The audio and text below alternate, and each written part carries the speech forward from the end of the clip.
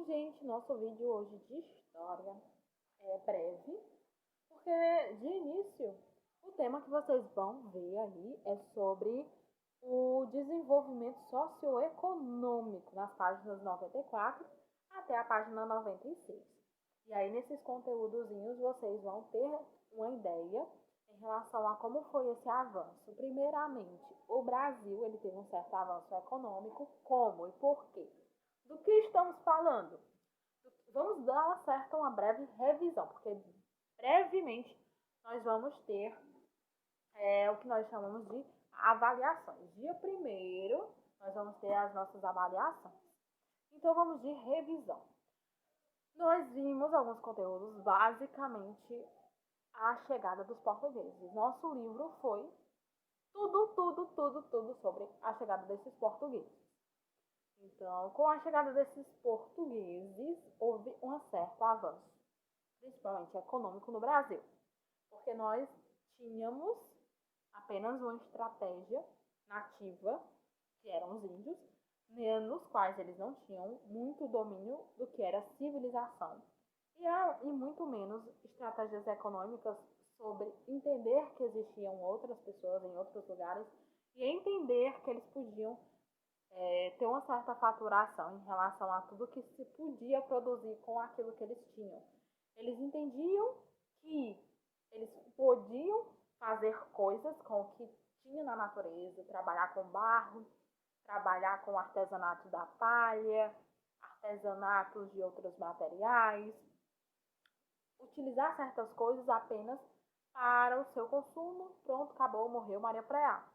Mas não se tinha a ideia de que eles podiam ganhar com aquilo, ganhar muito mais. Porém, os portugueses já tinham um pensamento mais avançado, a estratégia muito mais diferente, e eles chegaram aqui e mudaram certas coisas. No que eles mudaram essas maneiras, eu creio que houve uma certa mudança por causa disso. Boa ou ruim, as pessoas que vieram, mas ainda assim houve uma mudança através disso. Portanto, porém, todavia, o que acontece aqui? Esses portugueses também tiveram certos barracos, quando se trata da história. Como é que eles fizeram certos barracos? Bom, Dom Pedro I ele chegou aqui já causando confusão. Confusão com o país dele, né? Primeiramente, ele estava querendo fugir de uma confusão entre Inglaterra e França. Então ele falou, não, vou lá para um cantinho diferenciado, vou passar umas férias por lá e finge que eu sou amiguinho da Inglaterra, para ninguém mexer comigo. Mas ele ainda assim queria ficar em cima do muro. Porém, botaram pressão em Dom Pedro I, mas ele veio para cá. E a população que estava em Portugal não gostou do fato dele ter vindo para cá. E aí o que acontece? Quando ele chegou aqui, houve uma certa pressão. A Inglaterra cobrou a presença dele, cobrou. Você disse que apoiava a gente, cadê você? Então ele estava escondido, né? Nas terras tropicais aqui no nosso Brasil. E aí, Dom Pedro I teve que voltar a Portugal porque alegaram que eu tomara a coroa dele. No que ele voltou, ele teve que fazer uma determinada estratégia. Deixou alguns governadores respectivos por algum tempo, enquanto seu filho tinha idade para ter posse, né, das terras do Brasil. Porém, ainda assim eles fizeram outra estratégia, um golpe da maioridade, onde Dom Pedro II ele conseguiu ser imperador do Brasil com apenas 15 anos. E aí foi com esse tempo de Dom Pedro II, também a gente teve algumas reviravoltas, porque a filha de Dom Pedro II não era flor que se cheira. Enquanto ele teve uma viagem, em um determinado período, ela assintou uma carta de libertação aos escravos. E aí, quando ele volta, ele fica sem saber das coisas, porque certos representantes, pessoas muito ricas da época, alegaram, e aí você estava de apoio conosco e faz a sua filha assinar esse termo, essa carta, porque quando você sai, quem tem posse de tudo é sua filha. E ela assina a bendita carta. E agora o que é que vai ser da gente? Com os nossos escravos, a gente vai ter que dar a eles? O que é que vai ser? Um barraco aconteceu. também com isso. A história do Brasil é resumida em barraca. Para quem gosta de barraca e souber ler, vai gostar. Porque basicamente é uma novela mexicana dentro do Brasil. E aí o que acontece? O Brasil se desenvolveu bonito, os portugueses tiveram que sair daqui, porque os brasileiros o pessoal já tá ficando nativo, né? Já tá virando brasileiro, já tá aguentando mais português aqui. Não, a gente quer virar o nosso próprio idioma. Ninguém quer falar um puxando Maria. Ninguém quer ficar Maria, ô Pedro, Pedro. Ninguém queria falar assim, né? Então o que acontece? Os brasileiros se juntaram, expulsaram a família portuguesa daqui. No que teve essa reviravolta também de Estado, de poder, os portugueses para Portugal, os brasileiros para os brasileiros, e tais, e tais, e tais, e coisas, como diria uma determinada música, vocês percebem que nessa situação aí, acontece do fato de que o Brasil vai ter uma mudança econômica. Aqui no Brasil eles descobriram muitas coisas. Descobriram que aqui a terra era cheia de ouro, que a terra brasileira ela tinha vantagens em relação à cana-de-açúcar. E os portugueses viam o açúcar como se fosse o ouro. Quem tinha uma pedrinha de açúcar para colocar no seu café era a coisa mais chique do mundo. Então, o pessoal valorizava a cana-de-açúcar naquela época. Assim como não se existia sorveterias, essas coisas e tais, as pessoas iam para cafés. E quando se iam nesses cafés, elas tomavam chás, tomavam coisas e tais. E quando se pedia, eu quero uma pedrinha de açúcar, quando se fazia isso, a pessoa ela estava mostrando que ela era super rica. Nem um pobre, normalmente, ia a uma cafeteria, uma coisa e tal. Uma coisa dessas.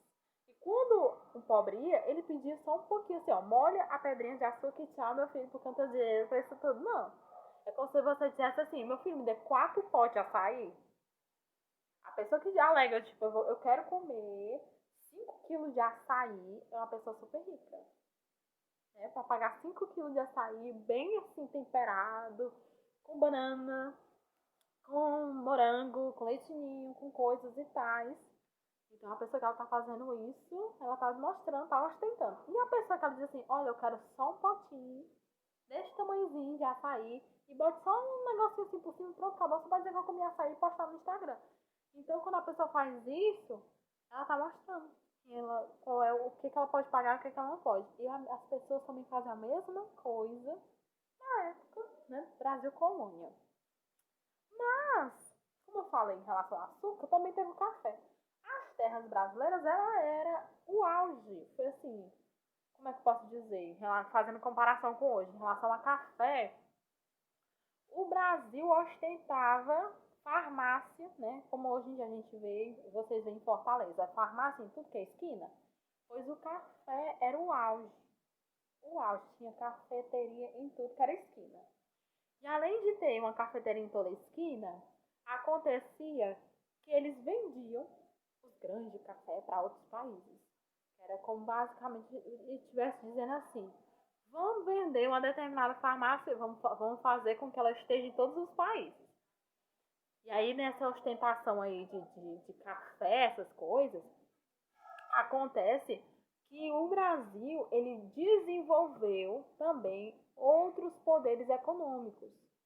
Com esses outros poderes econômicos em relação ao café, a gente percebe que o Brasil ele vai começar a desenvolver uma base econômica para substituir isso, vendendo outras coisas, comprando outras coisas, fazendo indústrias, mostrando que pode crescer. E houve um crescimento maior em determinadas regiões do que outras. Existe uma época em que muita gente ia para São Paulo, que São Paulo foi o estado que cresceu mais. Rio de Janeiro, outro estado que cresceu muito, e Rio Grande do Sul, nem se fala. Foram os 3 estados importantes do crescimento brasileiro. Rio Grande do Sul, ele sustenta, né, basicamente a região sul. Mas não só com ele, com os outros 2 estados da região sul. E São Paulo e Rio de Janeiro nem se fala em relação ao Sudeste.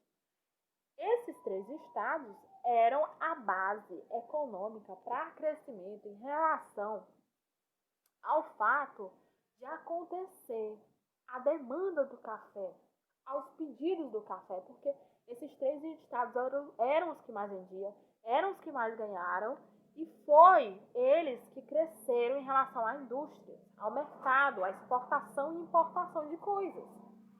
No livro de vocês vai dizer, basicamente, o que outras coisas deram início à relação econômica, o que o café ajudou, tá? As atividades de vocês, que vocês vão fazer, vão estar aí entre as páginas 94 até a 96. E aí vocês vão dar início aí a esse conteúdozinho e vão dar uma estudada. Nós vamos finalizar o nosso livro de história nesta terça-feira. Próxima terça-feira nós estaremos fazendo a avaliação, tá? Então, beijos, beijos, tchau, tchau.